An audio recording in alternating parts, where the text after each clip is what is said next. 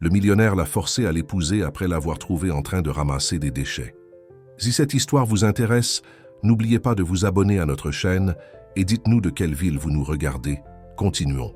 Thomas Mercier contemplait la Saône du haut de son triplex en attique à Saint-Germain. À 32 ans, il était le chouchou de la haute société lyonnaise, héritier de Mercier Immobilier, l'une des plus grandes entreprises de construction du pays. L'aube à Lyon avait quelque chose de presque sacré, avec le soleil se levant derrière la colline de Fourvière. Mais Thomas remarquait à peine cette beauté. Il était plus préoccupé par la soirée de lancement du nouveau projet de luxe de l'entreprise ce soir-là. « Monsieur Thomas, votre petit déjeuner est servi », annonça Corinne, la gouvernante qui travaillait pour la famille Mercier depuis plus de 20 ans. « Merci, Corinne. Vous pouvez le laisser sur la table de la terrasse », répondit-il sans quitter des yeux l'écran de son téléphone où il faisait défiler les actualités du marché immobilier. La table dressée était digne d'un hôtel 5 étoiles, fruits importés, pains artisanaux, fromages spéciaux et jus fraîchement pressés. Tout cela pour une seule personne qui toucherait à peine à la nourriture. À côté, le journal du jour affichait en gros titre « Mercier Immobilier lance la résidence la plus exclusive de la presqu'île ». Son téléphone sonna. C'était son assistant personnel, Luc. « Bonjour, patron. Juste pour confirmer, nous avons une réunion avec les investisseurs à 10 h, déjeuner avec le maire à midi et à 16 h, l'interview pour le magazine Luxe & Pouvoir. Ce soir, la soirée de lancement commence à 20 h au Royal. Parfait, Luc. Je suis déjà en route pour le bureau. » Thomas ajusta sa cravate en soie italienne devant le miroir. Son costume sur mesure à 15 000 € lui allait comme un gant, moulant son corps sculpté par des séances quotidiennes avec son coach personnel. Sa Porsche 911 turbo argentée l'attendait dans le garage, toujours impeccable. Sur le trajet jusqu'au siège de l'entreprise dans le centre-ville, Thomas passait par un Lyon qui semblait ne pas exister pour lui. Les gens ordinaires, les transports, public bondé, les petites joies et tristesses quotidiennes, tout cela n'était qu'une tache floue à travers la vitre de sa voiture importée. Mercier Immobilier occupait les 3 derniers étages d'un imposant gratte-ciel. À la réception, tous les employés le saluaient avec des sourires étudiés. Thomas répondait mécaniquement. Il était respecté, mais pas nécessairement apprécié. Son père, Robert Mercier, fondateur de l'entreprise, avait construit un empire basé sur des relations authentiques. Thomas, en revanche, avait plus confiance dans les contrats et les chiffres. Les investisseurs sont déjà dans la salle de réunion, l'informa sa secrétaire, Patricia. Et Isabelle Fournier a appelé 3 fois ce matin. Thomas leva les yeux au ciel en entendant le nom de son ex-petite amie. Isabelle était mannequin et influenceuse, fille d'un sénateur. Leur relation s'était terminée il y a 2 semaines, lorsqu'il avait simplement perdu intérêt. Comme cela arrivait avec tout dans sa vie tôt ou tard. Si elle rappelle, dites-lui que je suis en réunion. La réunion avec les investisseurs fut comme toutes les autres, graphiques, projections, millions discutés comme s'il s'agissait de petites monnaies. Thomas maîtrisait ce jeu. Son MBA de Business and Harvard et son instinct affûté pour les affaires le rendaient pratiquement imbattable. À la fin, tous sont sortis satisfaits de la présentation de la résidence Saint-Germain, le nouveau projet qui promettait des appartements à partir de 10 millions d'euros. Thomas, mon cher, la voix mielleuse du maire Édouard Sauveterre résonna dans le restaurant Fasano. Quel plaisir de vous revoir. Le déjeuner avec le maire n'était que pure formalité. Tous deux connaissaient le jeu auquel ils jouaient, influence, pouvoir et argent, camouflés par des sourires et des tapes dans le dos. Les permis pour... Le projet de Bellecour ont été approuvés en un temps record, commenta le maire entre 2 gorgées de vin importé. Cela mérite une célébration, ne pensez-vous pas? Certainement, répondit Thomas, signant négligemment l'addition qui figurerait sans doute comme dépense de l'entreprise. J'espère vous voir à la soirée ce soir. L'interview pour le magazine se déroula exactement comme prévu. Thomas donna des réponses répétées sur l'innovation, la durabilité et l'engagement social, des mots vides qui sonnaient bien dans les publications d'affaires. La journaliste, une jeune femme récemment diplômée, semblait enchantée par sa présence. Il utilisa son charme calculé, sachant que cela garantirait un article favorable. En rentrant chez lui pour se préparer pour la soirée, Thomas ressentit cette agitation familière, un vide inexplicable que ni son appartement de 400 m², ni sa voiture de sport, ni ses réussites professionnelles ne parvenaient à combler. Pendant un moment, Il resta immobile sur la terrasse, observant la place Saint-Germain bondée au crépuscule. Des gens ordinaires, riant, jouant au ballon, buvant de la bière dans des verres, en plastique semblant sincèrement heureux. Sont-ils vraiment heureux ou n'est-ce qu'une apparence comme tout dans ma vie ? Pensa-t-il, avant d'écarter rapidement cette réflexion inconfortable. Le soir, le grand salon du Royal resplendissait. L'élite de la société lyonnaise était présente. Hommes d'affaires, politiciens, célébrités et héritiers, comme lui. Les femmes exhibaient des bijoux qui auraient pu acheter des maisons entières. Les hommes rivalisaient discrètement pour voir qui avait la montre la plus chère ou l'histoire de réussite la plus impressionnante. Thomas, chérie, Marine Brando, une mondaine et présidente d'une ONG de façade, l'étreignit avec effusion. « Tu as vu le dernier poste d'Isabelle ? Elle est à Mykonos avec ce footballeur. »« Je ne suis pas sa vie, Marine, » répondit-il sèchement, prenant une autre coupe de champagne. La soirée suivit son cours prévisible. Discours pompeux, applaudissements polis, selfies pour Instagram. Thomas circulait dans la salle avec l'aisance de quelqu'un qui a été élevé dans cet environnement. Il souriait, saluait, complimentait robes et cravates, faisait des plaisanteries, s'intelligente juste ce qu'il fallait. Mais quelque chose dans ses yeux trahissait un ennui profond, une saturation de ce monde artificiel. Vers 2 heures du matin, alors que la fête commençait à perdre de son élan, Thomas décida de partir. Il congédia son chauffeur et choisit de conduire sa propre voiture, ce qu'il faisait rarement après avoir bu. La sensation de contrôle lui donnait une fausse impression de liberté. En conduisant le long des quais de Saône, il se demandait pourquoi il ne ressentait plus d'enthousiasme pour quoi que ce soit. Chaque nouvelle conquête, chaque nouveau jouet coûteux, chaque nouvelle femme, tout semblait identique, prévisible, ennuyeux. Sa vie était enviée par des millions, mais il n'arrivait pas à goûter au bonheur qu'il était censé éprouver. C'est alors que, sur une impulsion, il décida de prendre un chemin différent. Au lieu de se diriger vers Saint-Germain, il tourna sa voiture vers la Croix-Rousse. Il ne savait pas exactement pourquoi, peut-être simplement pour ressentir quelque chose de différent, pour voir un lion qui ne faisait pas partie de son itinéraire habituel. Tandis que la Porsche avançait dans des rues de moins en moins familières, Thomas ne pouvait imaginer que ce détour apparemment sans importance changerait complètement le cours de sa vie. Les néons des bars et des snacks de la Croix-Rousse brillaient dans la nuit lyonnaise. Thomas ralentit, se sentant étrangement déplacé. Sa Porsche attirait l'attention partout où elle passait. Un poisson hors de l'eau dans cet océan de voitures populaires et de motos de livraison. Une pluie fine commença à tomber, brouillant sa vision de la ville inconnue. Il décida de s'arrêter dans une station-service pour attendre que la pluie cesse. En se garant, il remarqua une agitation inhabituelle à l'arrière de l'établissement. La curiosité, un sentiment qui le touchait rarement, le fit descendre de voiture pour voir ce qui se passait.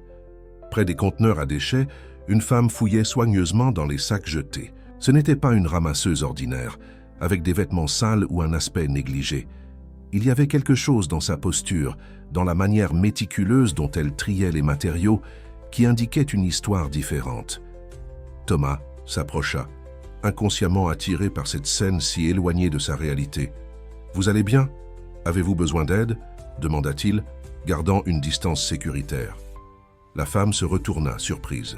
Son visage, même dans la pénombre, révélait des traits délicats et des yeux pénétrants qui le fixaient avec un mélange de surprise et de dignité blessée.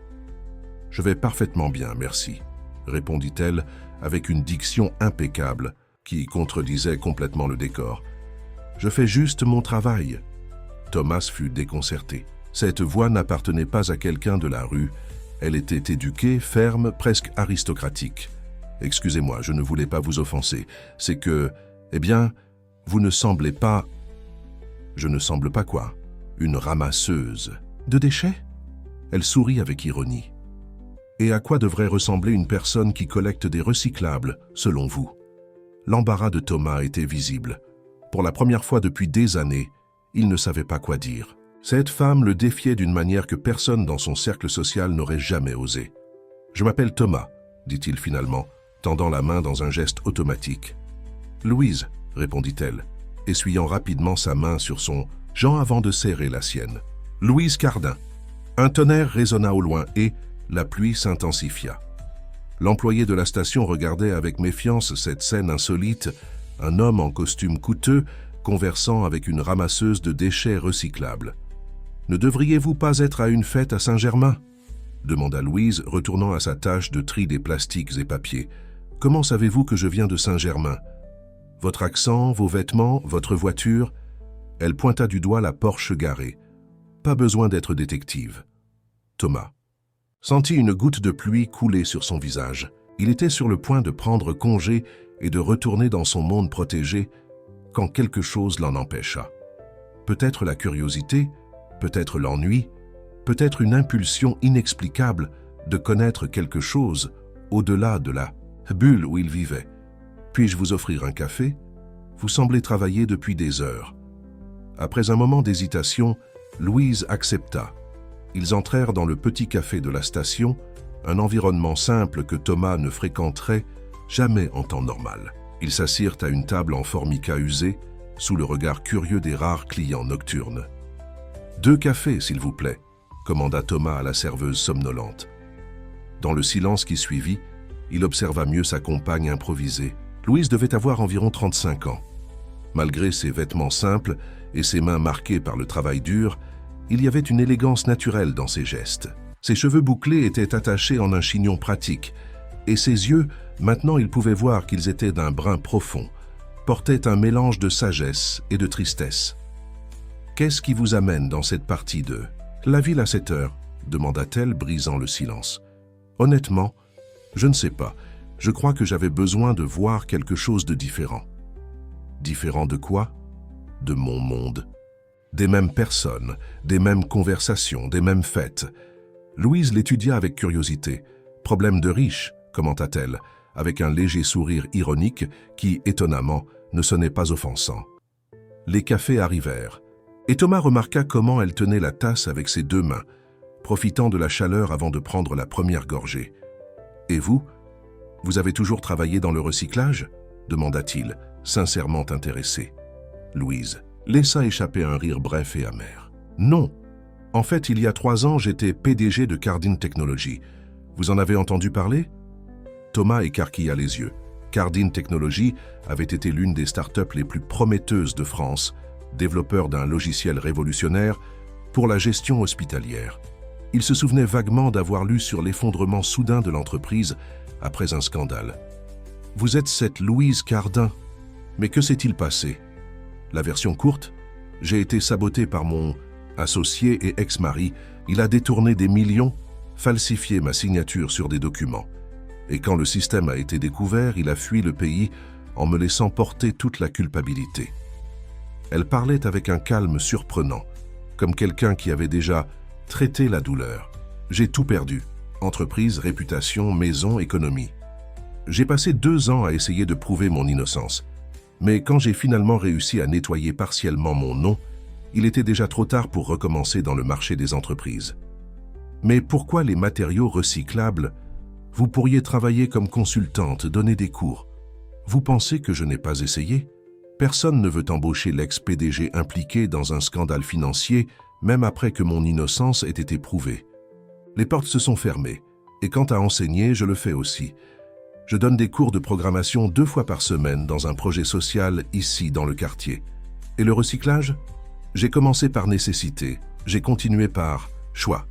J'ai découvert qu'il existe tout un monde de valeurs dans ce que les gens jettent. Elle fit un geste englobant. De plus, je développe une application pour connecter les recycleurs aux entreprises de recyclage, éliminant les intermédiaires. Le travail pratique me donne des insights que je n'aurais jamais eus assise dans un bureau de luxe. Thomas là regardait, fasciné. Cette femme avait tout perdu et au lieu de céder au désespoir, elle reconstruisait sa vie avec dignité et détermination. Vous pourriez poursuivre votre ex-associé, récupérer une partie de l'argent. Il est dans un pays sans accord d'extradition. Et sincèrement, ça ne vaut pas l'énergie, je préfère regarder vers l'avant. La pluie s'était arrêtée et le ciel commençait à s'éclaircir à l'horizon. Ils avaient parlé pendant des heures sans s'en rendre compte. Thomas se sentait étrangement à l'aise avec cet inconnu, peut-être parce que, pour la première fois depuis longtemps, il avait une conversation sincère, sans intérêt caché ou impression à donner. Dois y aller. Louise se levant. Je dois livrer ce matériel au centre de recyclage avant 8 heures et ensuite aller à mon autre travail. Je peux vous déposer. Dans une Porsche pleine de sacs recyclables, elle rit, un son sincère qui le prit au dépourvu. Je ne pense pas. Alors laissez-moi vous aider d'une autre façon. Je peux investir dans votre application, vous présenter à des personnes qui pourraient... Non. La réponse fut ferme, le coupant. Je vous remercie pour l'offre, mais je n'ai pas besoin de charité. Ce n'est pas de la charité, c'est un qu'investissement. Votre application semble prometteuse. Vous ne savez même pas comment elle fonctionne. Alors montrez-moi. Louise hésita, évaluant l'homme devant elle. Il y avait quelque chose de différent en lui, une étincelle d'intérêt authentique qui contrastait avec son apparence de playboy ennuyé. Peut-être une autre fois, si nos chemins se croisent à nouveau. Et si je m'assure que cela arrive? Thomas sortit une carte de sa poche et écrivit son numéro personnel au dos. Appelez-moi si vous changez d'avis concernant l'investissement ou si vous voulez simplement un autre café. Louise prit la carte à contre-cœur. Je ne promets rien. Ils se quittèrent sur le trottoir du café, sous le regard intrigué du pompiste. Deux mondes qui ne devraient jamais se rencontrer, maintenant connectés par une rencontre fortuite lors d'une nuit pluvieuse. En retournant à Saint-Germain, Thomas ne pouvait s'empêcher de penser à Louise Cardin. Il y avait quelque chose chez elle qui l'intriguait profondément. Ce n'était pas seulement son histoire d'ascension et de chute, mais la force avec laquelle elle affrontait l'adversité, l'authenticité qu'il ne trouvait pas dans son cercle social. En arrivant dans son luxueux appartement, tout semblait étrangement vide et sans but. Les œuvres d'art coûteuses au mur, les meubles design, la vue imprenable, rien de tout cela ne l'impressionnait plus. Dans son esprit, l'image de Louise triant des matériaux recyclables, avec la même détermination avec laquelle elle dirigeait probablement des réunions de conseil d'administration dans le passé, ne le quittait pas. Sans s'en rendre compte, Thomas était sur le point d'entreprendre un voyage qui transformerait complètement sa vision du monde, ses valeurs et, surtout, son cœur. 3 jours s'étaient écoulés depuis la rencontre avec Louise, et Thomas n'arrivait pas à la sortir de sa tête. Au bureau, pendant des réunions importantes, il se surprenait à penser à cette femme et à son extraordinaire histoire de résilience. Cette sensation était nouvelle et déconcertante pour quelqu'un habitué à contrôler ses émotions avec la même froideur que ses investissements. « Thomas, tu m'écoutes ?» La voix irritée de son père, Robert Mercier, le ramena à la réalité.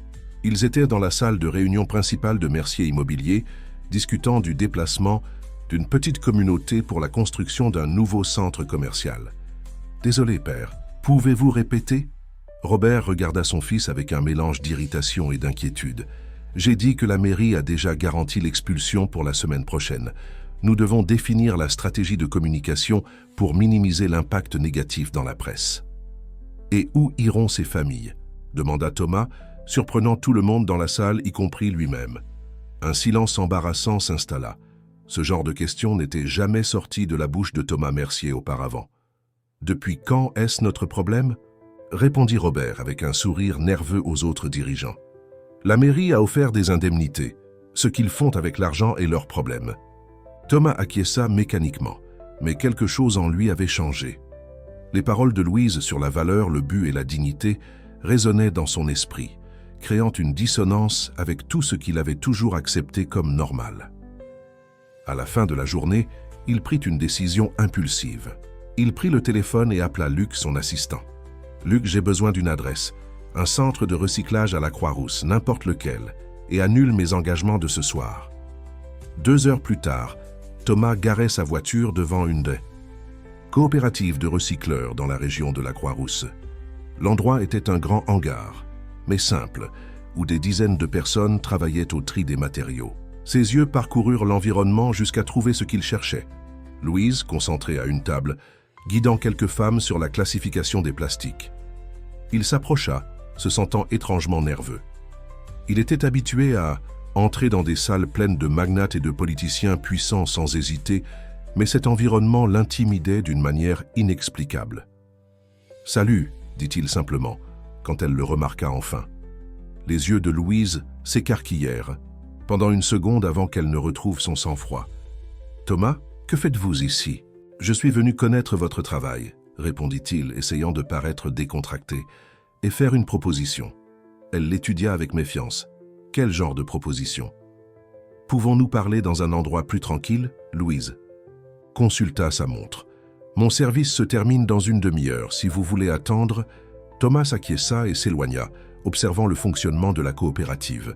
C'était un système impressionnant d'organisation, compte tenu des ressources limitées.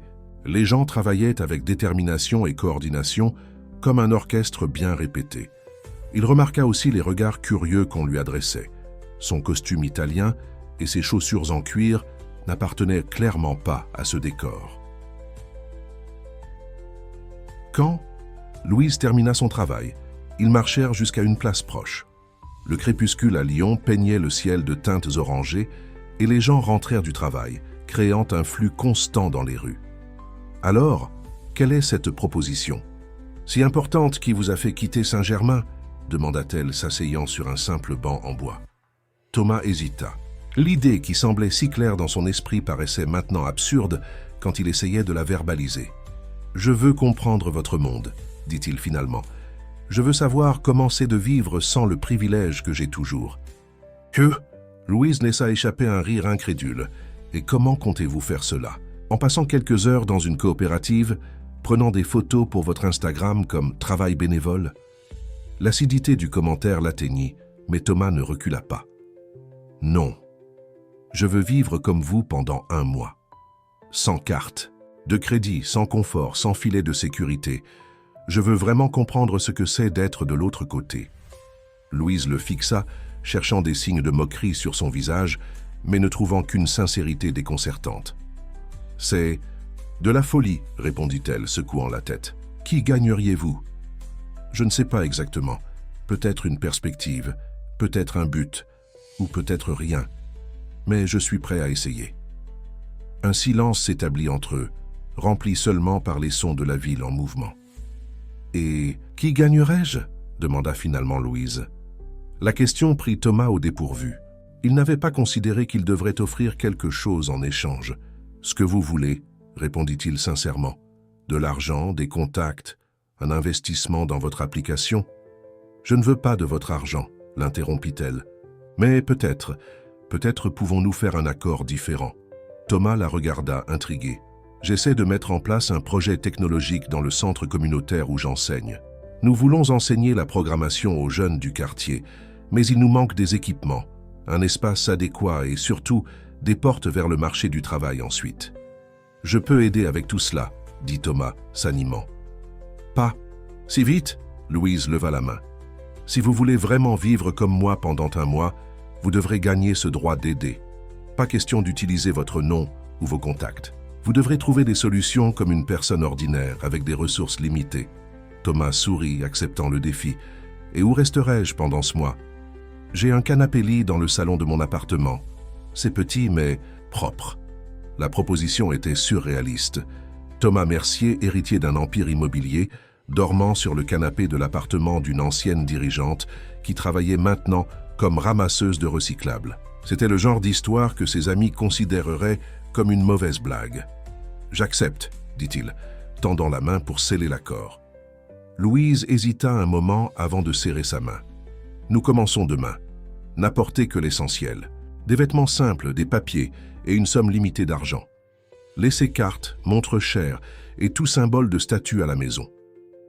Et la règle la plus importante, ajouta-t-elle avec un regard sérieux. Pas de tricherie.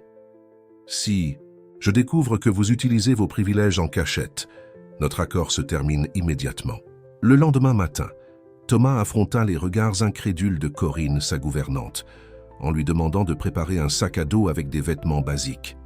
« Monsieur va camper ?»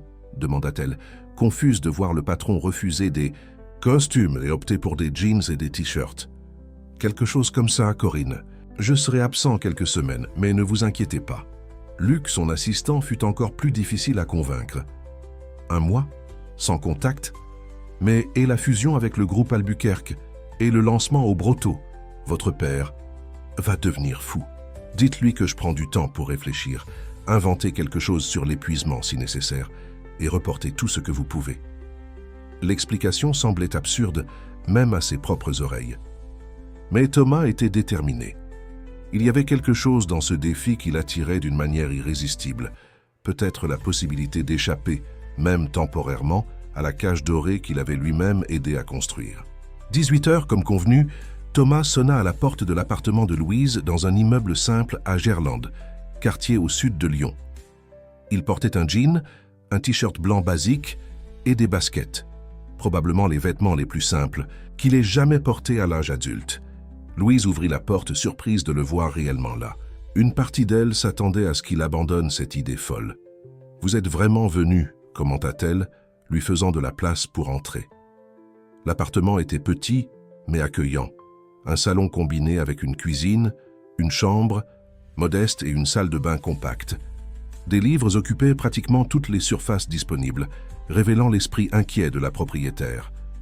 Dans un coin du salon, une table improvisée servait de poste de travail avec un vieux portable et des papiers méthodiquement organisés. « C'est ici que vous travaillez sur l'application ?» demanda Thomas, s'approchant de la table. « Oui, ce n'est pas exactement la Silicon Valley, mais ça répond aux besoins. » Thomas observa quelques diagrammes et codes griffonnés sur un tableau blanc fixé au mur. Même avec sa connaissance limitée de la programmation, il pouvait percevoir la complexité et le potentiel de l'idée. « Bienvenue dans la réalité », dit Louise, lui remettant un ensemble de draps et une serviette. « Le canapé est à vous.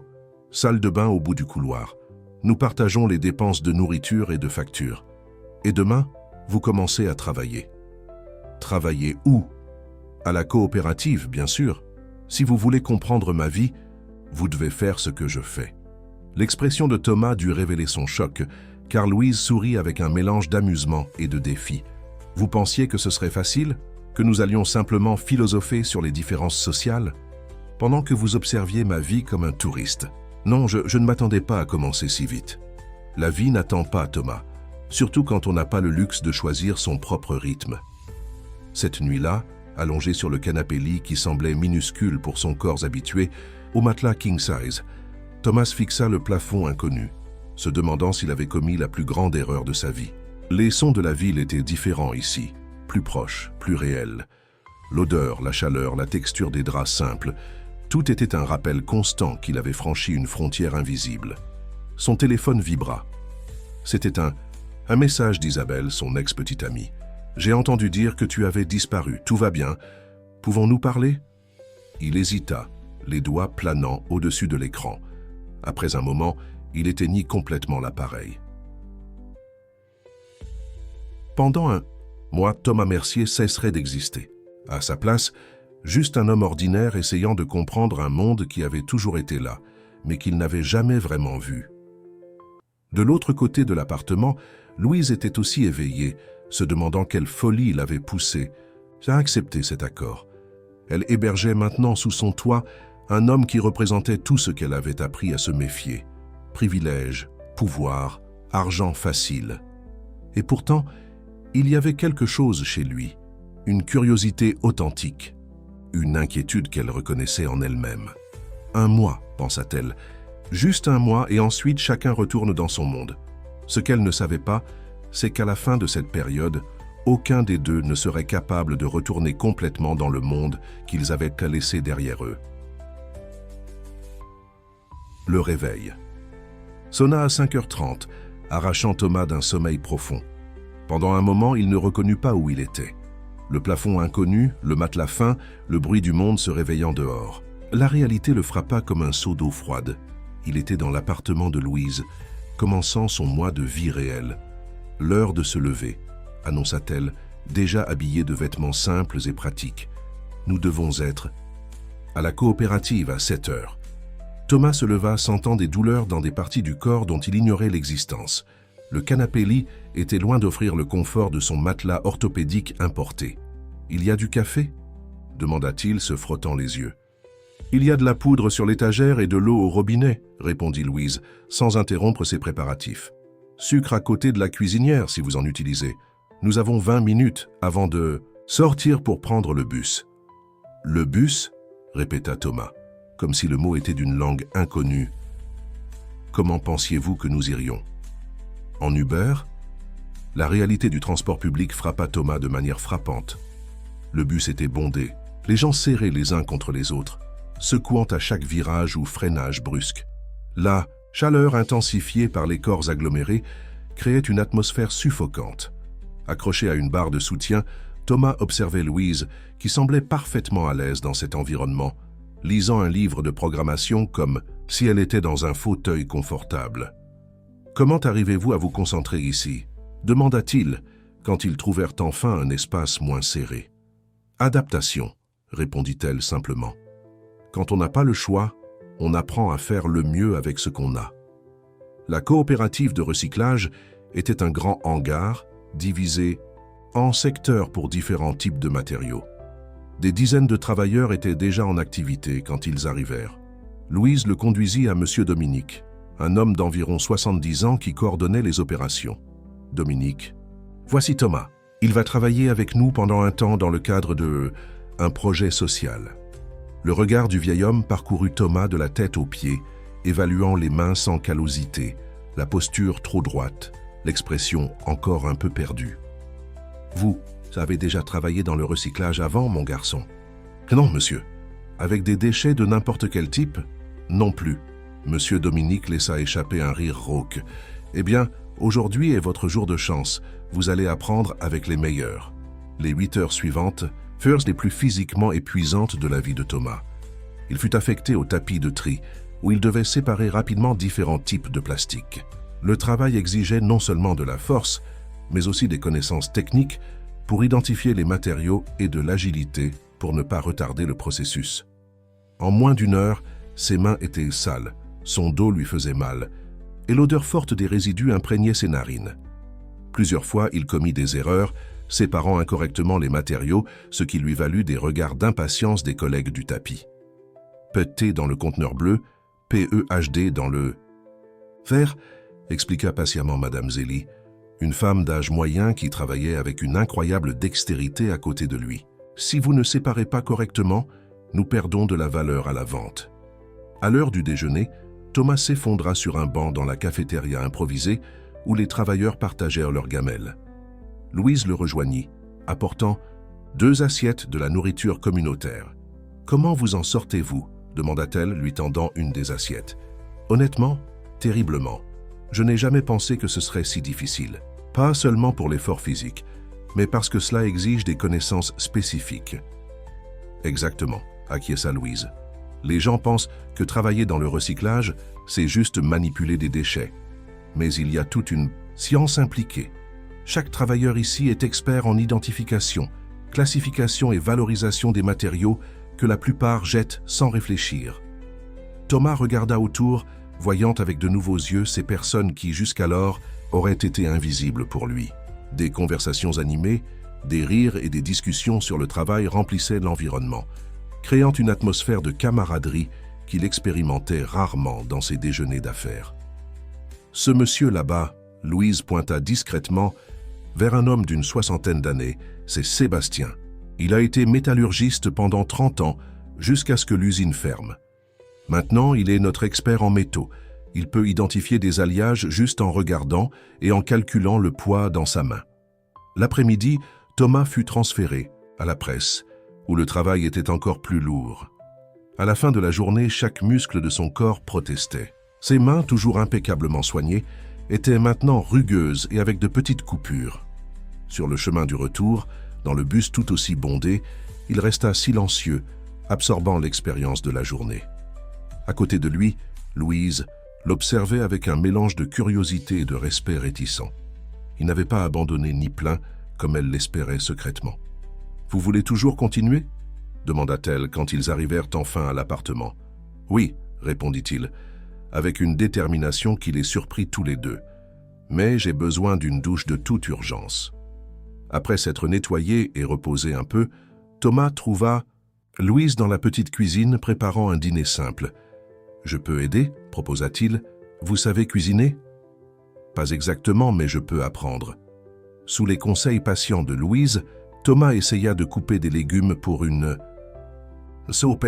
Ses mouvements étaient maladroits, mais il y avait un enthousiasme authentique à apprendre quelque chose d'aussi basique que préparer son propre repas. Pendant le dîner, ils discutèrent de la journée. Thomas partagea ses observations sur la coopérative, les personnes, le système de travail. Louise, de son côté, expliqua davantage sur l'économie du recyclage. Comment les matériaux étaient tarifés, les défis du secteur, l'exploitation fréquente des recycleurs par les intermédiaires. C'est pourquoi mon application est importante, expliqua-t-elle, s'animant.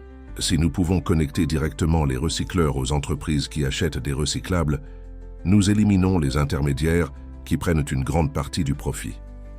Comme une bourse des valeurs recyclables, observa Thomas, sincèrement, impressionné par l'idée. Exactement. Et avec géolocalisation pour faciliter la logistique, plus un système de certification qui garantit la qualité du matériel. Pour la première fois ce jour-là, Thomas vit la brillante dirigeante que Louise avait été, et d'une certaine façon était toujours. Ses yeux brillaient en parlant du projet, ses mains gesticulaient avec enthousiasme, cartographiant interface et flux dans l'air. « Pourquoi n'avez-vous pas cherché des investisseurs pour cela ?» demanda-t-il. L'éclat dans ses yeux diminua un peu. « J'ai essayé, mais quand votre nom est entaché comme le mien, les portes se ferment avant même que vous ne terminiez votre présentation. » Thomas acquiesça, comprenant l'injustice de cette situation. Dans son monde, des personnes avec beaucoup moins de talent obtenaient des millions en investissement simplement pour avoir les bons contacts ou le nom de famille approprié. Et le centre communautaire que vous avez mentionné, où vous donnez des cours. Demain est jour de cours, vous allez le connaître. Le soir suivant, après une autre journée épuisante à la coopérative, Thomas accompagna Louise au centre culturel de la jeunesse, un espace improvisé dans un ancien hangar au cœur du quartier de Jean Massé. Le contraste avec l'image qu'il avait de cette zone, souvent dépeinte dans les médias uniquement comme un lieu de violence, était choquant. Le centre bouillonnait d'activités. Dans son stade, une salle, des adolescents pratiquaient la capoeira. Dans une autre, un groupe répétait une pièce de théâtre. Louise le conduisit dans une petite salle au fond, où 6 vieux ordinateurs étaient disposés sur des tables simples. « Bienvenue dans notre laboratoire informatique », dit-elle, avec un mélange de fierté et de frustration pour la précarité. Bientôt, les élèves commencèrent à arriver, 8 jeunes entre 14 et 18 ans, avec des regards curieux pour le visiteur inconnu. Louise fit les présentations et expliqua que Thomas était là pour aider au cours dans le cadre d'un projet. « Aujourd'hui, nous continuons avec la logique de programmation », annonça-t-elle, distribuant des feuilles imprimées avec des exercices. Thomas observa, fasciné, comment Louise se transformait devant les élèves. Il y avait une énergie contagieuse dans sa façon d'enseigner, simplifiant des concepts complexes et les connectant à la réalité de ces jeunes. Quand elle percevait qu'un élève avait des difficultés, elle s'asseyait patiemment à côté, expliquant d'autres façons, ne renonçant jamais jusqu'à ce que le concept soit compris. « Professeur, aidez-moi ici » appela Philippe, un garçon de 15 ans qui essayait de résoudre un problème d'algorithme. Pris par surprise, Thomas s'approcha, incertain de comment il pourrait aider. Bien qu'il ait des notions basiques de programmation de ses années d'université, il était loin d'être un expert. « Écoute, je ne suis pas... Bon, laisse-moi voir ce que tu essaies de faire. » À sa propre surprise, Thomas réussit à identifier l'erreur dans le code du garçon et à expliquer d'une manière qu'il comprenne. La gratitude dans le regard de Philippe, quand il réussit, finalement à faire fonctionner le programme, éveilla en Thomas un sentiment d'accomplissement qu'il expérimentait rarement dans ses réussites professionnelles. À la fin du cours, Madame Juliette, coordinatrice du centre, s'approcha de Louise et Thomas. « L'ordinateur de la salle de musique a complètement lâché », commenta-t-elle inquiète, « et la présentation des garçons est la semaine prochaine. Sans l'ordinateur, impossible d'éditer les bases musicales. Je peux y jeter un coup d'œil », proposa Thomas, se surprenant lui-même par l'initiative. Dans la petite salle de musique, un vieux desktop refusait de s'allumer. Thomas, qui n'avait jamais ouvert un ordinateur de sa vie, se retrouva à genoux, sur le sol, les manches retroussées, suivant les instructions d'un tutoriel sur le portable de Louise. Après 1 heure d'essais et d'erreurs, il réussit à identifier et résoudre le problème, une simple connexion lâche dans l'alimentation. Quand l'ordinateur s'alluma enfin, les jeunes musiciens qui attendaient anxieusement explosèrent, en célébration traitant Thomas comme un héros improbable. Sur le chemin du retour vers l'appartement, marchant dans les rues du quartier, après avoir manqué le dernier bus, Louise rompit le silence. Vous vous en êtes bien sortis aujourd'hui. Les garçons vous ont apprécié. C'est un travail important que vous faites là, répondit Thomas, traitant encore les émotions de la journée. Mais ils ont besoin de beaucoup plus. Ils ont toujours besoin de plus d'équipements, plus d'espace, plus d'opportunités. Et si nous pouvions obtenir cela, pour eux? Louise s'arrêta de marcher, le regardant avec scepticisme. Comment? Rappelez-vous les règles, pas d'utilisation de vos contacts ou de votre argent. Je ne parle pas de ça. Je pense à quelque chose que nous pourrions construire ensemble en utilisant nos compétences combinées. Sous le ciel, étoilé de Lyon, marchant dans des rues que Thomas n'aurait jamais imaginé parcourir il y a une semaine, une idée commença à prendre forme. Une idée qui unirait la connaissance technologique de Louise, la vision entrepreneuriale de Thomas et le besoin réel de la communauté. Cette nuit-là, assis à la table de la petite cuisine, avec des cahiers, des stylos et une bouteille de café, ils commencèrent à ébaucher ce qui deviendrait bien plus qu'un projet. Ce serait le début d'une transformation pour eux deux et pour des dizaines de jeunes qui, jusqu'alors, voyant l'avenir comme une porte fermée. Les 2 premières semaines passèrent à un rythme frénétique. Pendant la journée, Thomas travaillait à la coopérative, améliorant ses compétences de tri et apprenant la valeur réelle de chaque matériau recyclable. Le soir, il alternait entre les cours au centre communautaire et le développement du projet que lui et Louise avaient conçu. Une plateforme qui connecterait de jeunes programmeurs des quartiers à des entreprises en quête de talent, combinant éducation pratique et opportunités réelles de travail. Le projet qu'ils baptisèrent Code Libre commença à prendre forme dans le petit appartement de Louise. Tandis qu'elle s'occupait de la partie technique, Thomas travaillait sur le modèle économique, cherchant des moyens de rendre l'initiative durable sans dépendre exclusivement de dons. Le problème des projets sociaux traditionnels est qu'ils sont toujours à la merci des donateurs, expliqua-t-il alors qu'il travaillait tard un mercredi soir. Si nous créons un modèle où les entreprises voient une valeur économique réelle, au-delà du social, nous garantissons la continuité. Louise acquiesça impressionnée par la perspicacité de Thomas. Malgré ses origines privilégiées, il démontrait une capacité authentique à voir au-delà des solutions évidentes et paternalistes. Les entreprises payent des frais pour accéder à la banque de talents, mais s'engagent aussi à contribuer avec du mentorat et des équipements, continua-t-il enthousiaste. En échange, elles ont accès à des développeurs avec des perspectives uniques et une capacité d'innovation qu'elles ne trouveraient pas sur le marché traditionnel. Et les jeunes reçoivent une formation de qualité, des opportunités réelles et un réseau de contacts professionnels, compléta Louise également enthousiaste. Il se passait quelque chose de spécial entre eux, une synergie qui transcendait les différences d'origine et d'expérience.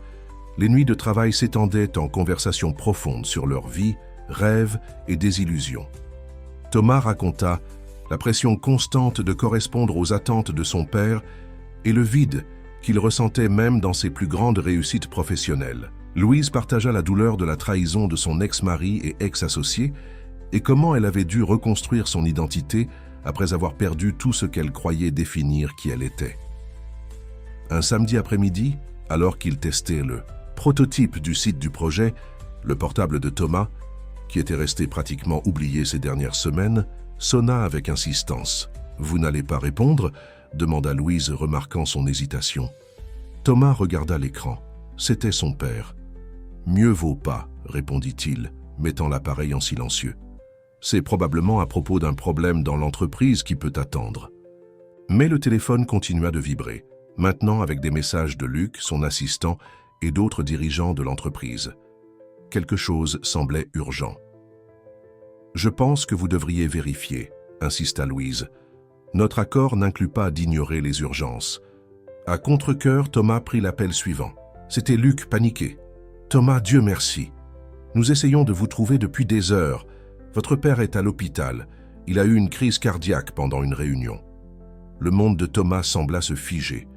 Malgré les conflits et les différences, Robert était son père, sa seule famille depuis le départ prématuré de sa mère. « J'y vais maintenant », répondit-il automatiquement, cherchant déjà ses affaires. Louise, percevant la gravité de la situation, n'hésita pas. « Je viens avec vous. Pas besoin, c'est un problème familial et Ne discutez pas, l'interrompit-elle fermement. Vous n'êtes pas en état d'y aller seul. Dans le taxi en route vers l'hôpital Lyon-Sud, Thomas sentit le poids des deux mondes qu'il habitait maintenant. Il retournait même temporairement à sa réalité antérieure. Les privilèges, les attentes, les apparences. Et Louise serait là, témoin de tout. À l'hôpital, la réceptionniste reconnut immédiatement le nom Mercier et les dirigea vers l'étage des cadres. Thomas sentit le regard de Louise enregistrant chaque détail de cet environnement qui exposait crûment les différences sociales jusque dans la façon de traiter la santé.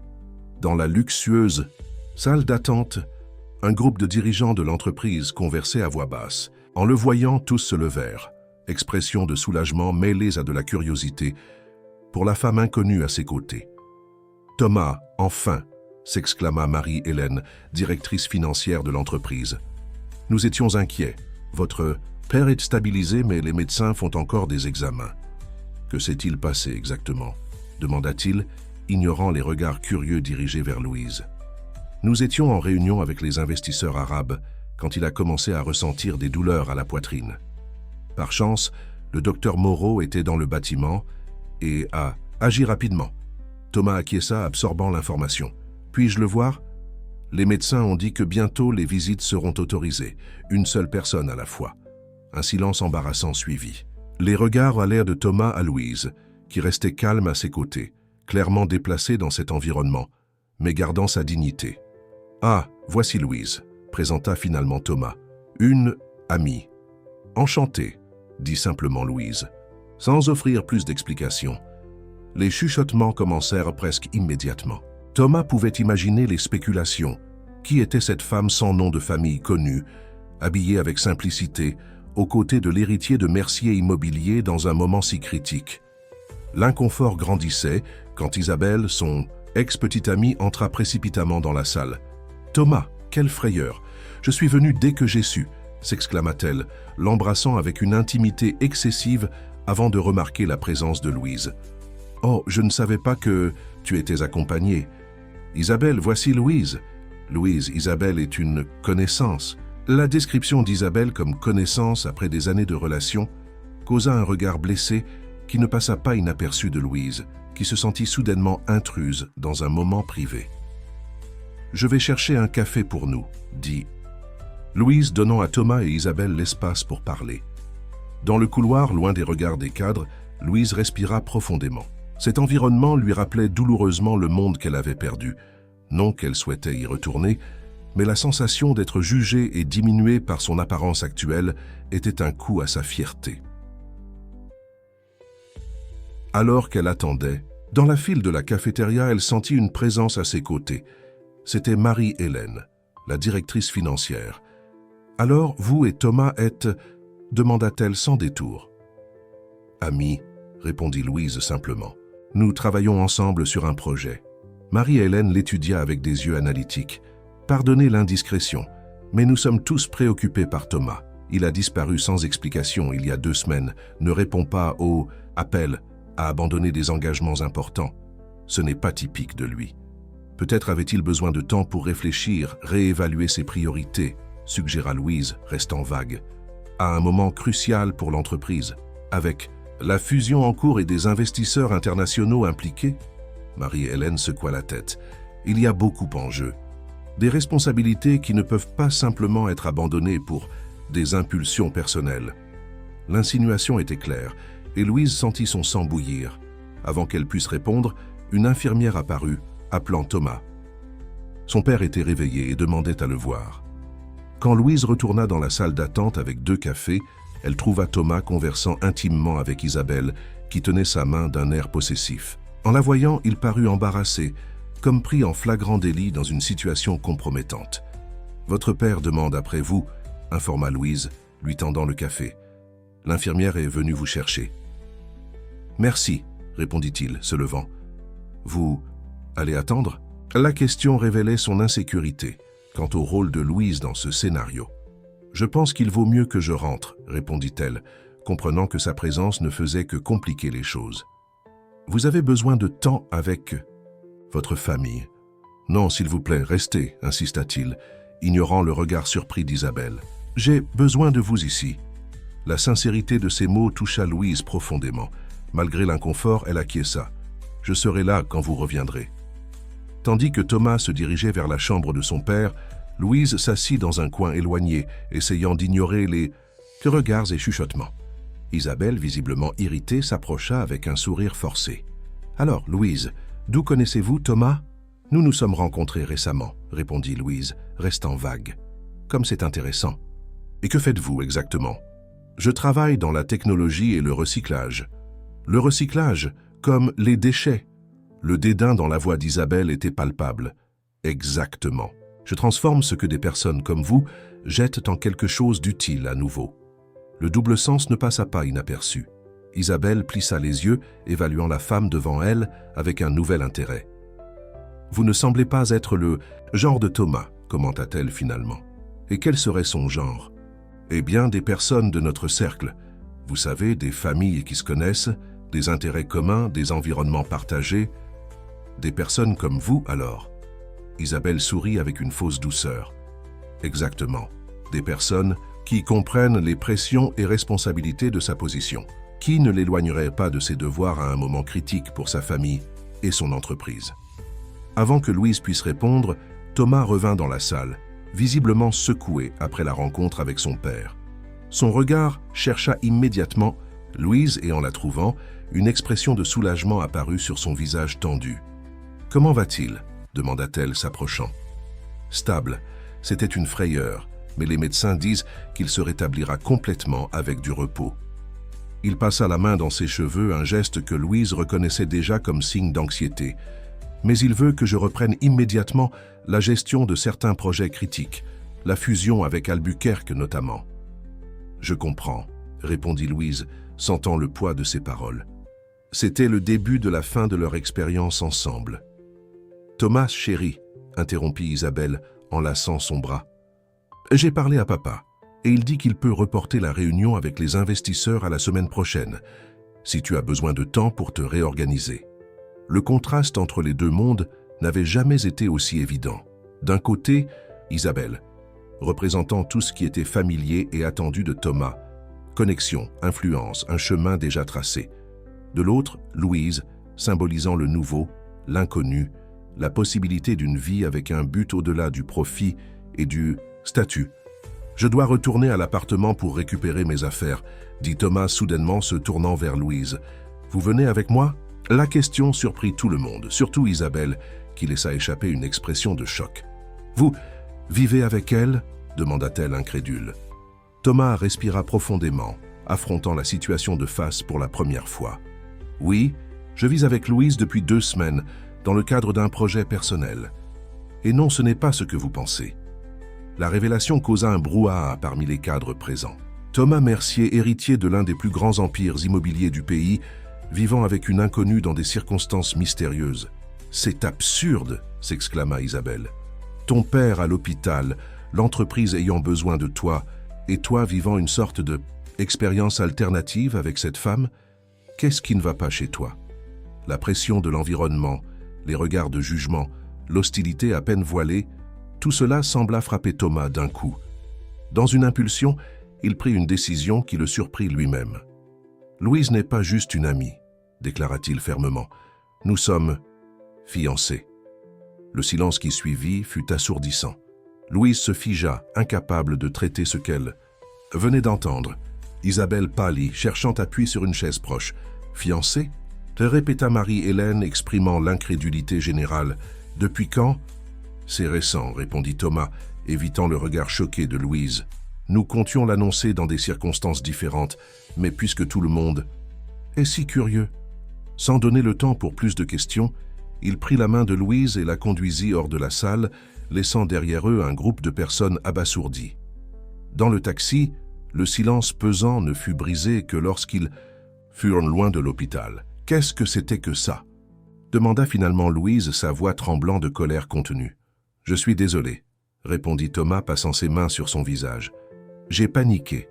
Il vous jugeait, nous jugeait, et je voulais juste protéger ce que nous construisons. » En êtes-vous mentant, en inventant des fiançailles? Ce n'était pas la meilleure idée, je l'admets. Mais vous avez vu comment il vous regardait, comme si vous étiez une opportuniste profitant de moi. Et votre solution était de dire que nous allons nous marier? Cela confirme juste ce qu'il pense, qu'il doit y avoir un intérêt. T'as derrière mon rapprochement. Thomas n'avait pas de réponse à cela. Il était lui-même confus sur ses sentiments et motivations.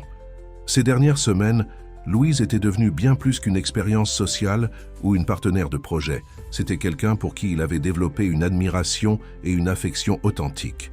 « Je vais arranger ça », promit-il. « Je dirai la vérité à tous. »« Ça n'a plus d'importance », répondit Louise, regardant par la fenêtre. « Notre accord se termine ici. Vous devez retourner à votre vie, votre entreprise, votre famille. C'était bien tant que ça a duré, mais nous savions toujours que c'était temporaire. » Quand ils arrivèrent à l'appartement, Thomas commença à rassembler ses quelques affaires en silence. Le petit espace qui, il y a des semaines, semblait étouffant, avait maintenant un air accueillant, qu'il craignait de perdre. Là, pour la première fois, il avait expérimenté une vie basée sur un but réel, des connexions authentiques et un travail significatif. « Et le projet ?» demanda-t-il finalement, se référant au code libre. « Nous ne pouvons pas simplement l'abandonner. » « Je continuerai, » répondit Louise, sa détermination habituelle revenant. « Peut-être pas avec la même portée que nous imaginions, mais j'irai de l'avant. »« Je veux aussi rester impliqué, » insista Thomas. « Je peux aider financièrement, ouvrir des portes. » « Dans quel but, Thomas? Pour soulager votre conscience? Pour avoir une cause sociale dans votre CV? » La douleur dans la voix de Louise était évidente. « Vous retournez dans votre monde de privilèges, je continue dans le mien, et nous poursuivons nos vies. » Thomas sentit comme si quelque chose de précieux glissait entre ses doigts. Ce n'était pas seulement le projet, mais tout ce qu'il avait découvert sur lui-même, sur la vie, sur ce qui importait vraiment. « Ce n'est pas si simple, » argumenta-t-il. « Je ne peux pas faire comme si les dernières semaines n'étaient pas arrivées, comme si je n'avais pas changé. Des gens comme vous disent toujours cela après une expérience transformatrice, » répondit Louise avec amertume. « Mais quand ? La nouveauté passe. Quand les responsabilités réelles appellent, ils retournent en courant vers le confort habituel. » Les mots frappèrent Thomas comme un coup de poing. Il y avait de la vérité en eux, et cela faisait plus mal que n'importe quelle accusation infondée. Quand il eut finalement fini de ranger son sac, il s'arrêta à la porte, regardant le petit appartement qui avait été son foyer ces dernières semaines, vers Louise, qui restait de dos, faisant semblant de s'occuper avec la vaisselle du dîner. « Ce n'est pas un adieu, » dit-il, avec plus de conviction qu'il n'en ressentait. « Je vais prouver que vous avez tort à mon sujet. » Louise ne répondit pas, ni ne se retourna pour le voir partir. Seulement quand elle entendit la porte se fermer, elle permit aux larmes qu'elle avait contenues de finalement couler. Le retour à l'appartement de Saint-Germain fut comme entrer dans un monde parallèle. Tout était exactement comme Thomas l'avait laissé, les meubles coûteux, la vue imprenable, les armoires pleines de vêtements de marque. Mais maintenant, cela semblait étrangement vide, presque artificiel. Corinne, la gouvernante, l'accueillit avec un mélange de soulagement et d'inquiétude, le bombardant de questions auxquelles il répondait vaguement. « Vous allez bien, monsieur Thomas? Vous semblez abattu. Voulez-vous que je prépare quelque chose de spécial pour le dîner? »« Non, merci, Corinne. J'ai déjà mangé, » répondit-il, se souvenant du simple riz aux haricots qu'il avait partagé avec Louise la veille. Seul dans sa chambre, Thomas ouvrit son ordinateur portable et fut inondé par des centaines d'emails non lus. Messages de cadres, partenaires commerciaux, avocats, tous exigeant des réponses immédiates à des questions qui, maintenant, semblaient éloignées de sa réalité. Comment pourrait-il se concentrer sur des procès-verbaux contractuels? Et des rapports financiers quand, il y a quelques heures, il discutait de comment changer la vie de jeunes des quartiers grâce à la technologie. Son téléphone sonna. C'était Luc, son assistant. « Patron, désolé d'appeler à cette heure, mais je voulais confirmer si vous serez à la réunion avec les investisseurs demain à 9 h. Votre père a insisté pour que vous la conduisiez personnellement. »« J'y serai, » répondit Thomas automatiquement, avant de raccrocher. Allongé sur son lit king size qui semblait maintenant inconfortablement grand et vide, Thomas n'arrivait pas à dormir. Des images des derniers jours passaient dans son esprit comme un film. Le travail à la coopérative, les cours au centre communautaire, les nuits à développer le projet avec Louise, les conversations sincères qu'ils avaient partagées. Comment? Pourrait-il simplement retourner à sa vie antérieure comme si rien ne s'était passé? Plus troublant encore était le souvenir de l'expression de Louise quand il avait annoncé les fausses fiançailles. Ce regard de choc, trahison et douleur le poursuivait. Pourquoi avait-il fait quelque chose d'aussi impulsif et potentiellement nuisible? La réponse qu'il hésitait à admettre même à lui-même était qu'une partie de lui souhaitait que ce soit vrai. Le lendemain matin, portant un de ses coûteux costumes italiens pour la première fois depuis des semaines, Thomas se sentait comme un acteur interprétant un rôle qui ne lui convenait plus. Dans le miroir, il voyait le même visage, mais les yeux reflétaient quelqu'un de transformé. La réunion avec les investisseurs se déroula comme prévu. Thomas présenta chiffres, projections et stratégies avec sa compétence habituelle, mais sans l'enthousiasme d'avant. Quand l'un des investisseurs mentionna le déplacement de la communauté pour la construction du centre commercial, le même projet qu'il avait questionné des semaines auparavant, Thomas sentit un nœud à l'estomac. Et concernant les familles qui vivent dans la zone, demanda l'un des investisseurs étrangers, n'y aura-t-il pas de problème avec l'opinion publique? Avant que tout autre cadre puisse répondre avec les habituelles garanties vagues, Thomas intervint. En fait, nous reformulons notre approche sociale. Au lieu de simplement déplacer la communauté, nous développons un programme d'intégration qui inclut formation professionnelle et opportunités d'emploi dans l'établissement même. Le silence dans la salle était palpable. Personne ne s'attendait à cette réponse, encore moins aux détails qui suivirent, avec Thomas expliquant des concepts de responsabilité sociale qui n'avaient jamais fait partie du vocabulaire de Mercier. Immobilier. Approche intéressante, commenta finalement l'investisseur principal. Différente de l'habituel, mais potentiellement positive pour l'image de l'entreprise. J'aimerais voir plus de détails sur ce programme. Après la réunion, Marie-Hélène le coinça dans le couloir. Quelle est cette histoire de programme d'intégration? Depuis quand avons-nous cela? Depuis maintenant, répondit Thomas avec une conviction qui les surprit tous deux. Et nous aurons besoin de votre aide pour le mettre en œuvre correctement. Dans les jours qui suivirent, Thomas se partagea entre ses responsabilités dans l'entreprise et des tentatives frustrées de contact avec Louise, qui ne répondait ni à ses appels ni à ses messages. Son père, encore à l'hôpital mais se remettant bien, observait avec méfiance les changements dans le comportement de son fils. « Que se passe-t-il avec toi ?» demanda Robert lors d'une visite. « D'abord, tu disparais pendant des semaines, puis tu apparais avec une fiancée que personne ne connaît. Et maintenant, tu proposes des changements radicaux dans des projets déjà approuvés. J'essaie simplement de faire ce qui est juste, père, » répondit Thomas, tenant la main de son père avec une affection sincère. « Pour l'entreprise et pour les personnes affectées par nos décisions. » Robert étudia son fils avec les yeux analytiques qui avaient bâti un empire. C'est à cause de cette femme? Louise, c'est ça? Qui est-elle vraiment? Thomas hésita. Comment expliquer qui était Louise et ce qu'elle représentait? Comment décrire l'impact qu'elle avait eu sur sa vie en si peu de temps? C'est quelqu'un qui m'a montré une perspective différente, répondit-il finalement. Quelqu'un qui m'a fait questionner des choses que j'acceptais sans réfléchir. Et ces fiançailles soudaines? Thomas respira profondément. Il n'y a pas de fiançailles. C'était un mensonge impulsif que j'ai dit pour la protéger des jugements. Robert hocha la tête mais ne semblait pas surpris. Je m'en doutais. Tu n'as jamais été du genre à prendre des décisions précipitées, surtout concernant les relations. Le problème, c'est que je crois que j'aimerais que ce soit vrai, confessa Thomas, surpris par sa propre sincérité. Mais maintenant, elle me déteste probablement, et à juste titre. Un faible sourire apparut sur le visage fatigué de Robert. Tu sais ce que ta mère dirait en ce moment, que tu es enfin en train de trouver ton humanité. La mention de sa mère, décédée, il y a plus de 10 ans, toucha Thomas profondément. Hélène Mercier avait été la force équilibrante dans la famille, compatissante et sensible, là où Robert était pragmatique et calculateur. Elle aurait aimé Louise, commenta Thomas, sentant la vérité de ses mots. Alors peut-être que je l'aimerais aussi, répondit Robert, surprenant son fils.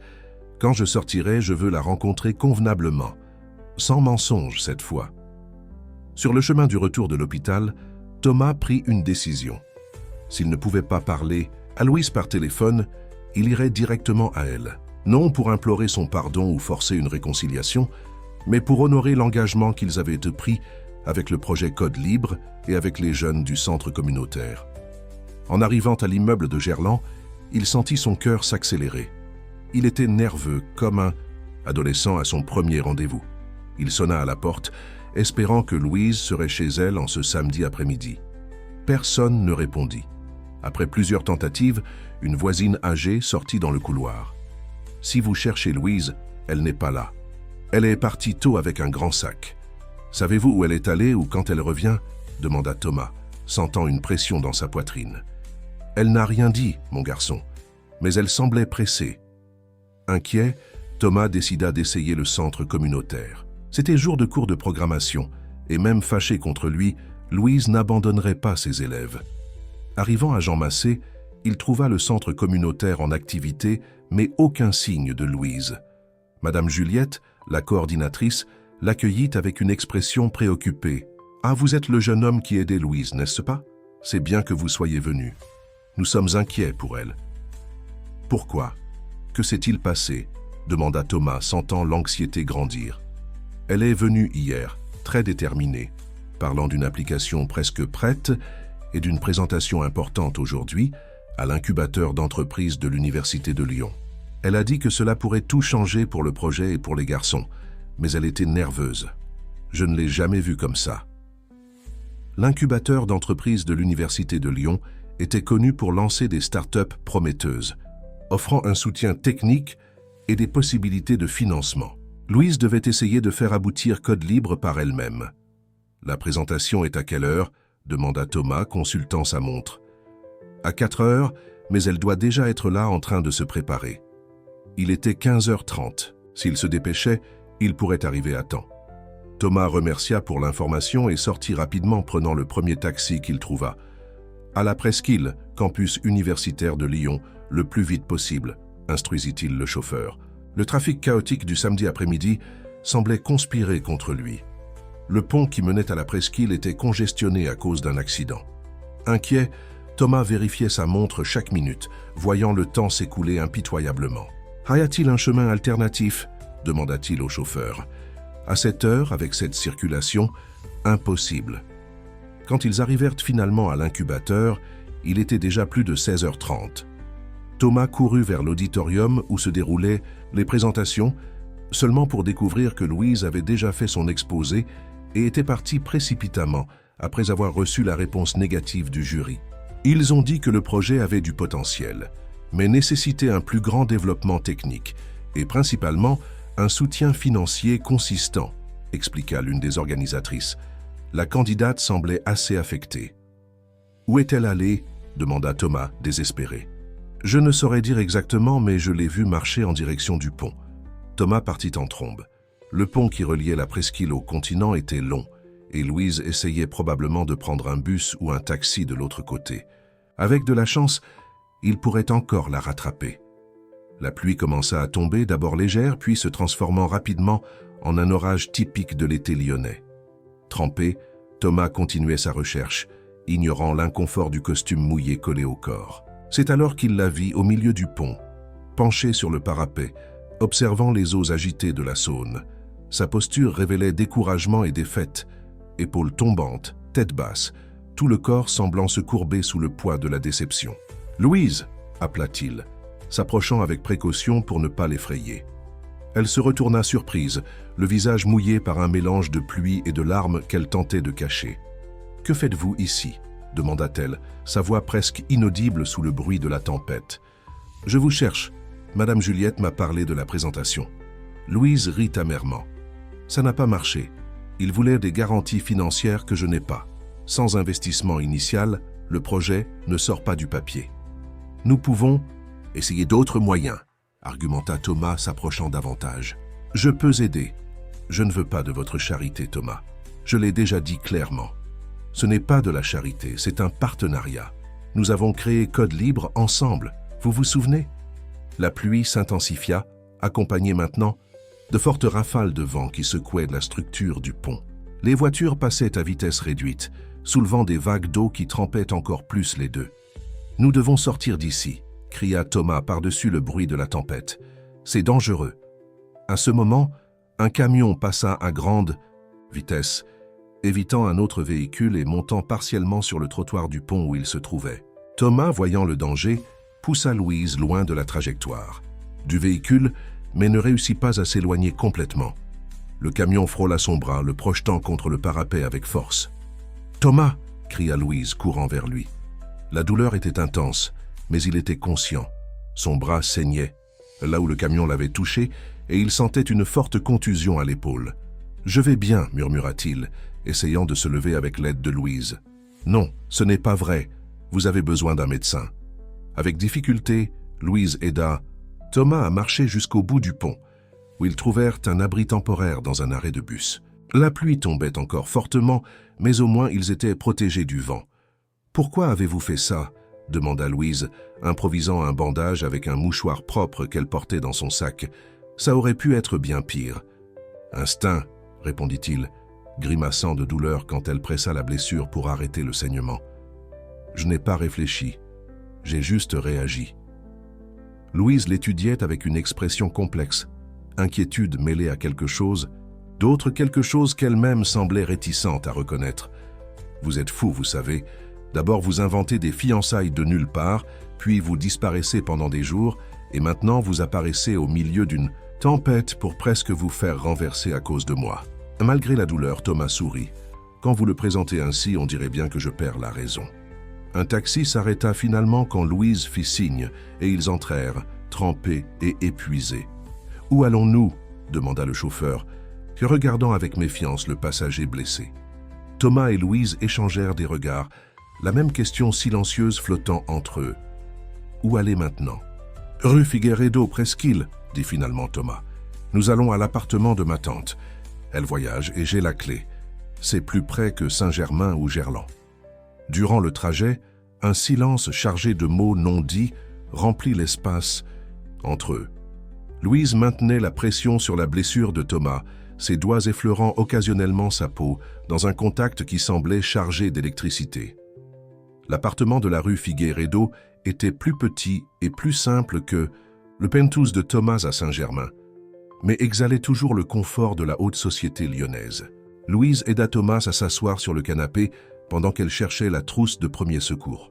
« Nous devons enlever cette chemise, » dit-elle, revenant avec la trousse et quelques serviettes propres. Avec soin, elle aida Thomas à retirer sa veste et à déboutonner sa chemise ensanglantée. La coupure au bras n'était pas profonde, mais la contusion à l'épaule présentait déjà une coloration violacée préoccupante. « Je crois que rien n'est cassé, » commenta-t-elle, palpant doucement la zone. « Mais ça va faire un sacré hématome. » Pendant qu'elle nettoyait et bandait la blessure, Louise gardait une expression concentrée, évitant le regard de Thomas. Le silence entre eux était palpable, chargé d'émotions contenues. « Pourquoi êtes-vous vraiment venu me chercher aujourd'hui ?» demanda-t-elle finalement, sans interrompre son travail méticuleux avec les bandages. Thomas respira profondément. C'était l'heure de vérité. « Parce que je ne peux pas retourner à ma vie d'avant comme si rien ne s'était passé. Parce que le projet que nous avons commencé est trop important pour être abandonné. Parce que... » Il hésita, rassemblant son courage. « Parce que vous me manquez, d'une façon dont personne ne m'a jamais manqué. » Louise leva enfin les yeux, rencontrant les siens. La vulnérabilité qu'elle y vit la désarma complètement. « Vous avez failli vous blesser gravement aujourd'hui à cause de moi, » dit-elle, sa voix tremblante. « Pourquoi feriez-vous une chose pareille ?»« Vous savez pourquoi, » répondit-il simplement. La pluie continuait de tomber dehors, créant un rideau d'eau qui isolait cet appartement du reste du monde. C'était comme s'ils étaient dans un univers parallèle, où seuls eux deux existaient, avec toute leur complexité, peurs et désirs. 3 mois s'étaient écoulés depuis cette nuit orageuse dans l'appartement de la Presqu'île. L'automne lyonnais avait apporté des jours plus doux et une nouvelle réalité pour Thomas et Louise. Le hangar à Confluence, ancienne zone portuaire revitalisée de Lyon, bouillonnait d'activité en ce samedi matin. Des jeunes de divers quartiers de la ville occupaient les espaces modernes équipés d'ordinateurs et de zones de travail collaboratifs. Dans un coin, Philippe, le garçon que Thomas avait aidé au centre communautaire, expliquait un concept de programmation à un groupe de novices. Dans un autre, Madame Zélie de la coopérative de recyclage coordonnait un atelier sur la durabilité numérique. « Qui aurait cru que nous irions si loin en si peu de temps ?» commenta Louise, observant l'espace avec un mélange de fierté et d'incrédulité. À ses côtés, Thomas souriait, le bras complètement remis de l'accident. « Ce n'est que le début, » répondit-il, entrelaçant ses doigts aux siens. Code Libre s'était transformé en une réalité bien plus grande que le projet initial. C'était maintenant un institut qui combinait éducation technologique, recyclage d'équipements électroniques et développement de solutions digitales pour des problèmes sociaux. L'espace à Confluence était le premier de plusieurs prévus pour différentes régions de la ville. Le chemin. Jusque-là n'avait pas été facile. Après cette nuit dans l'appartement de la Presqu'île, Thomas et Louise avaient dû affronter non seulement leurs propres sentiments conflictuels, mais aussi un monde qui semblait déterminé à les maintenir séparés.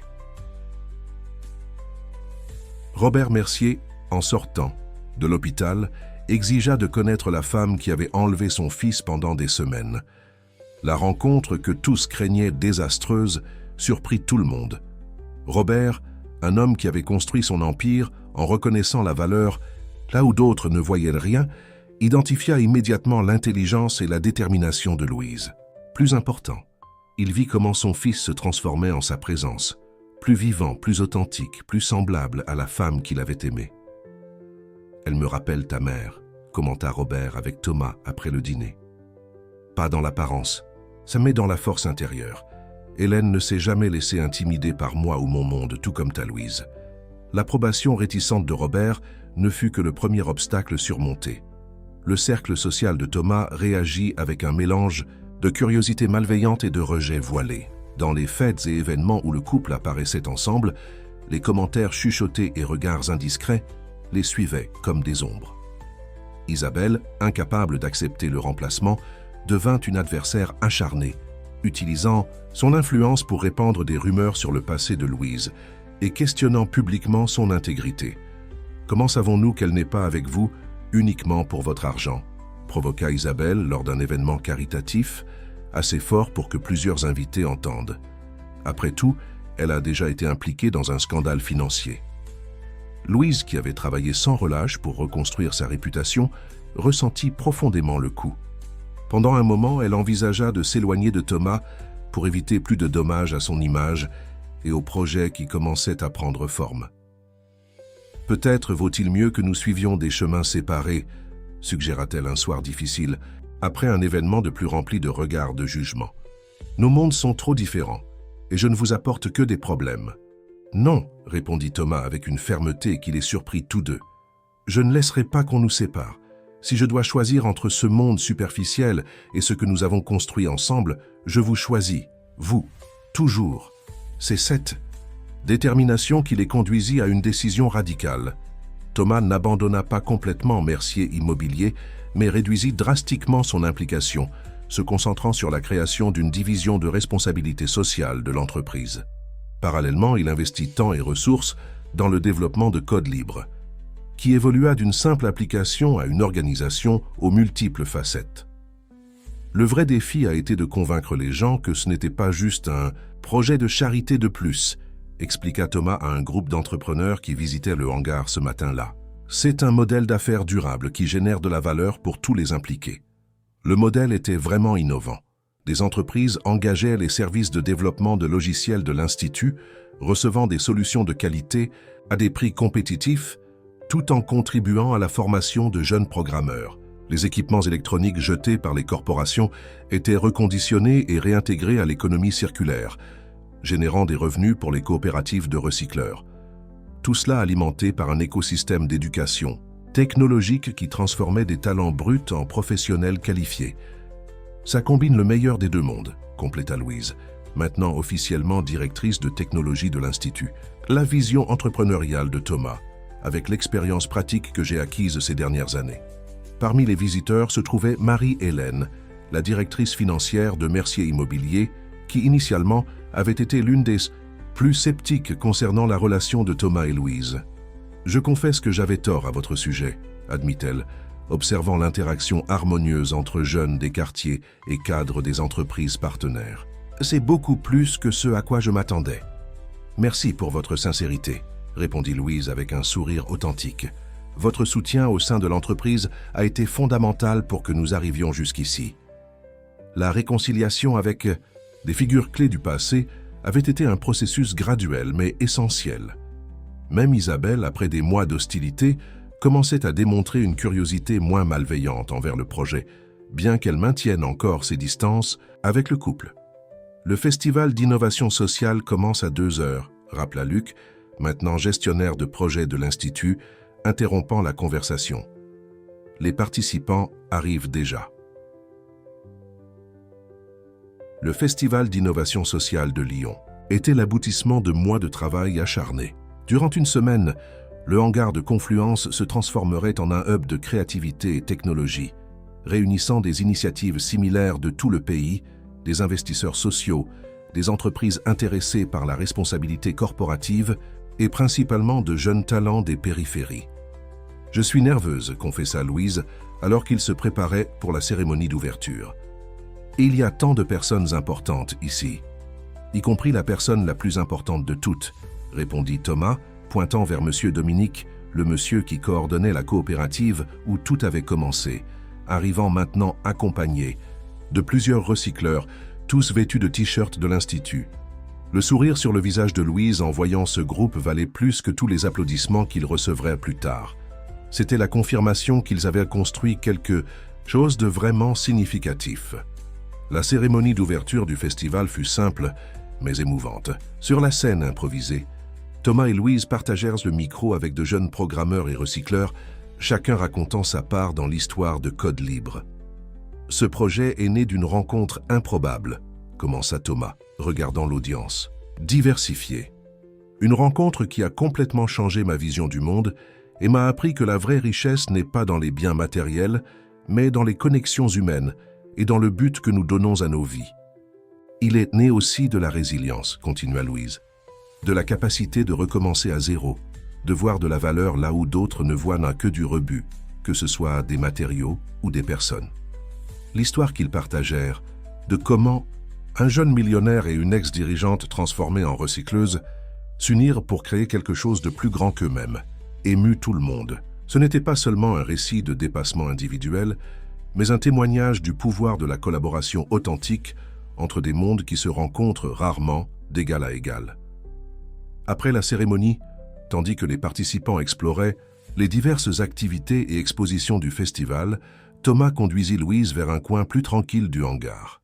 « J'ai quelque chose à te montrer, dit-il, mystérieux. » Dans une petite salle au fond, éloignée du brouhaha principal, Thomas avait préparé une surprise. La salle était décorée de photos qui racontèrent leur parcours, depuis la rencontre dans la nuit pluvieuse jusqu'à l'inauguration du hangar. Au centre, une carte digitale interactive montrait des points lumineux, représentant tous les jeunes déjà impactés par le projet et les communautés atteintes. « C'est magnifique », murmura Louise, émue par le soin de la présentation. « Ce n'est pas encore fini », répondit Thomas, la guidant vers une table où reposait une petite boîte en bois recyclé, artistiquement travaillée par des artisans de la coopérative. Louise ouvrit la boîte, trouvant à l'intérieur une simple bague faite de matériaux recyclés, du cuivre récupéré d'équipements électroniques, travaillé avec précision pour former une pièce unique et délicate. « Ce n'est pas un diamant de Tiffany, dit Thomas avec un sourire nerveux, mais elle a été faite par M. Sébastien, l'expert en métaux de la coopérative. Il a passé des semaines à perfectionner la technique. « Elle est parfaite, répondit Louise les yeux embués, plus précieuse que n'importe quel bijou conventionnel. Thomas prit ses mains entre les siennes, le cœur accéléré comme le jour où ils s'étaient rencontrés. Il y a 3 mois, cette nuit-là, dans l'appartement de la Presqu'île, j'ai promis que je prouverais que vous aviez tort à mon sujet, que je ne retournerais pas en courant vers mon monde de privilèges quand la nouveauté passerait. » Il fit une pause, rassemblant son courage. « J'espère avoir tenu cette promesse. Jusqu'à présent. Mais je veux faire beaucoup plus. Je veux construire une vie entière à vos côtés, combinant le meilleur de nos mondes. » Louise sourit à travers les larmes qui coulaient maintenant librement. « Vous avez prouvé bien plus que cela. Vous avez prouvé que les personnes peuvent vraiment changer quand elles trouvent quelque chose, ou quelqu'un qui les inspire à être leur meilleure version. Alors, continua Thomas, tenant la bague recyclée, « Louise Cardin, accepteriez-vous de m'épouser? Cette fois sans mensonge, sans impulsion, juste la certitude que je veux passer le reste de ma vie à construire quelque chose de significatif à vos côtés. » « Oui, répondit-elle simplement, tendant la main pour qu'il place la bague, mais à une condition. Laquelle? Que nous continuions toujours à nous questionner, l'un l'autre, à défier nos perspectives, ne nous accommodant jamais dans la zone de confort. Thomas rit, plaçant la bague à son doigt. « C'est une demande ou une menace ?»« Un peu des deux, » répondit Louise, l'attirant pour un baiser qui scellait non seulement un engagement entre deux personnes, mais entre deux mondes qui avaient trouvé une façon de coexister et de s'enrichir mutuellement. Quand ils retournèrent à l'espace principal du festival, ils furent accueillis par des applaudissements et des sourires. D'une façon ou d'une autre, la nouvelle des fiançailles s'était déjà répandue, probablement l'œuvre de Luc, qui savait toujours tout avant tout le monde. Robert Mercier, qui était arrivé discrètement pendant la cérémonie d'ouverture, s'approcha du couple avec un sourire sincère. « Mes félicitations », dit-il, embrassant son fils et ensuite, à la surprise de tous, embrassant Louise aussi. « Hélène serait fière de l'homme que tu es devenu, Thomas. Et de vous aussi, Louise, pour avoir été catalyseur de cette transformation. » Dans les heures qui suivirent, le festival prit des airs de double célébration. Les présentations de projets sociaux, les conférences sur la technologie inclusive et les ateliers pratiques continuèrent selon le programme, mais il y avait une énergie spéciale dans l'air, la sensation que cet espace représentait bien plus qu'un institut ou un événement. C'était la preuve vivante que des ponts pouvaient être construits entre des mondes apparemment incompatibles. À la fin de la journée, quand la majorité des visiteurs étaient déjà partis, Thomas et Louise restèrent dans le hangar, presque vides, assis sur un banc improvisé avec des palettes recyclées, observant le coucher de soleil par la large fenêtre qui donnait vue sur la Saône. « Tu sais ce qui est le plus incroyable ?» réfléchit Louise, appuyant sa tête sur l'épaule de Thomas. « Tout a commencé par une rencontre fortuite, lors d'une nuit ordinaire quand tu as décidé de prendre un chemin différent. »« Rien n'était fortuit, » répondit Thomas, embrassant le sommet de sa tête. « Je cherchais quelque chose sans savoir exactement quoi. Et tu étais exactement où tu devais être. Tu philosophes, monsieur l'entrepreneur ? J'apprends à voir de la valeur là où avant je ne voyais que des déchets, madame la recycleuse. » Leur rire résonna dans le hangar vide, symbolisant la joie de qui a trouvé, dans la personne la plus improbable, le complément parfait pour son voyage. Deux mondes qui, en se heurtant par hasard, ont créé un univers entièrement nouveau, un où la vraie valeur n'était pas dans les possessions ou les titres, mais dans le courage de traverser des frontières et dans la capacité de voir la beauté là où d'autres ne voient que du rebut. Alors que le dernier rayon de soleil disparaissait à l'horizon, Thomas et Louise restèrent enlacés, non seulement comme un couple sur le point de se marier, mais comme des partenaires dans une mission plus grande qu'eux-mêmes, celle de construire des ponts entre des réalités qui, sans leur rencontre improbable, ne se seraient peut-être jamais connectées. Et ainsi, au cœur revitalisé de Lyon, une histoire de transformation personnelle devenait le fondement pour la transformation de nombreuses autres